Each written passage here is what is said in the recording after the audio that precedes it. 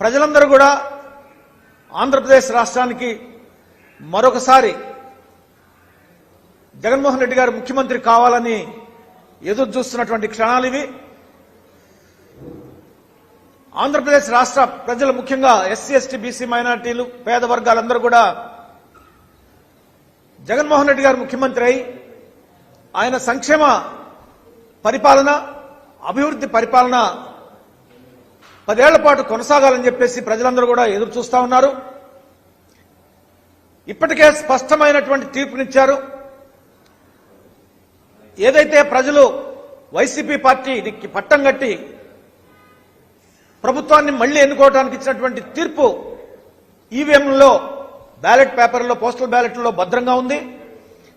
రేపు కౌంటింగ్ జరగబోయే 4వ తారీఖు నాడు ఇక లాంఛనంగా ప్రకటించడమే. అయితే ప్రతిపక్ష పార్టీలు, ఎన్డీఏ కూటమి ఒక పెద్ద రాజకీయ కుట్రకు సిద్ధమయ్యారు. ఓటమిని వాళ్ళు అంగీకరించలేక, ఓటమిని సహించలేక, రాబోయే ఓటమిని జీర్ణించుకోలేక ఒక కొత్త మైండ్ గేమ్ ఆడుతూ ఒక రాజకీయ కుట్రకు తెరదీసి ఎగ్జిట్ పోల్స్ సంస్థల్ని మేనేజ్ చేసి, మ్యానిపులేట్ చేసి తప్పుడు సర్వేలని ప్రకటిస్తూ ఈ తప్పుడు సర్వేల ద్వారా ప్రజలను తప్పుదారి పట్టించడానికి, కౌంటింగ్ ప్రక్రియ వాళ్లకు అనుకూలంగా మలుచుకోవడానికి, అధికార యంత్రాంగాన్ని దుర్వినియోగం చేయడానికి ఒక కొత్త మైండ్ గేమ్, రాజకీయ కుట్రతో కూడినటువంటి మైండ్ గేమ్ మొదలుపెట్టారు.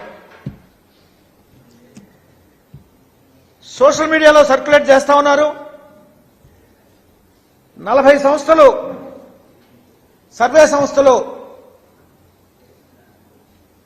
వాళ్ళ ఎగ్జిట్ పోల్స్ ని ప్రకటిస్తే వీటిల్లో 40 సంస్థలు కూటమికి అనుకూలంగా ఉన్నాయట. కేవలం 5 సంస్థలు మాత్రమే వైసీపీకి అనుకూలంగా వాళ్ళ అభిప్రాయాలను వెళ్లబుచ్చారని చెప్పేసి ఒక తప్పుడు సమాచారాన్ని, కుట్రపూరిత సమాచారాన్ని ప్రచారం చేస్తూ రాబోయే ఫలితాలను ప్రభావితం చేయడానికి ప్రయత్నాలు జరుగుతూ ఉన్నాయి. ఇది ఎంత హాస్యాస్పదం అంటే, ఆల్రెడీ ప్రజలు తీర్పిచ్చారు. ఈవీఎంలో భద్రంగా ఉంది, పోస్టల్ బ్యాలెట్లో భద్రంగా ఉంది.